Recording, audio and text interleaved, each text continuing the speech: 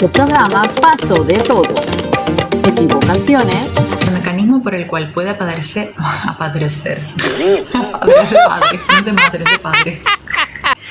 Ok, bien, vamos a empezar, seguimos. Varios tropiezos.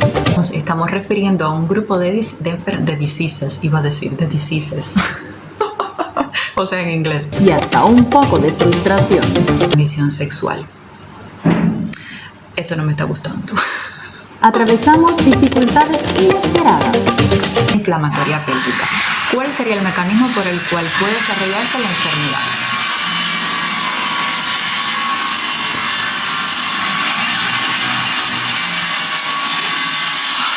Ahora que todo iba tan bien, me han puesto esa cosa. Pero nada de eso nos detuvo, porque tenemos un objetivo y es hacerte llegar toda la información.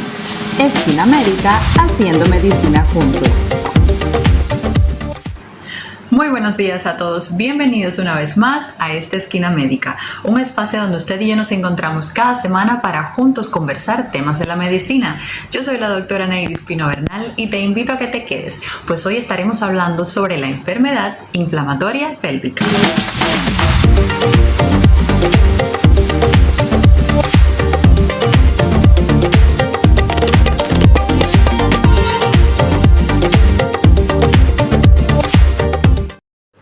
Cuando hablamos de enfermedad inflamatoria pélvica, nos estamos refiriendo a un grupo de patologías, un grupo de enfermedades que van a ser producidas debido a que algunas bacterias que se van a encontrar a nivel de la vagina y a nivel del cervix, pues deciden ascender y producir infección, lo mismo en la cavidad endometrial, en las tubas uterinas o también en los ovarios. E incluso esas bacterias logran ir mucho más allá y van a abrir ese paso en la cavidad pélvica, produciendo cuadros de verdad muy graves. Por eso es importante que conozcas la enfermedad para que escuches a tu cuerpo y aprendas a dominarlo. Comenzamos. ¿Cuáles son las bacterias que con mayor frecuencia pueden producirte una enfermedad inflamatoria pélvica? En primer lugar, la Neisseria gonorrhoeae, esa bacteria que produce esa enfermedad conocida como gonorrea y que nosotros le llamamos blenorragia. En segundo lugar, por orden de frecuencia, tendríamos la Chlamydia trachomatis, que es una bacteria que se adquiere a partir de contacto sexual.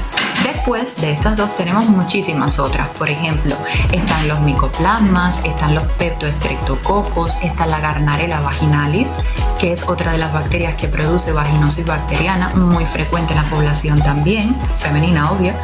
Y tenemos otras bacterias dentro de las que cabe destacar la Escherichia coli y el Streptococo del grupo B. Ese Streptococo que después, cuando estés embarazada, sobre las 35 semanas te van a hacer un examen para tratar de detectar si tienes esa bacteria, debido a que puede producir una infección en tu bebé, una sepsis neonatal, que es como se llama, y bueno, en el caso de tenerla, pues habrá que tratarla antes de que tengas tu bebé.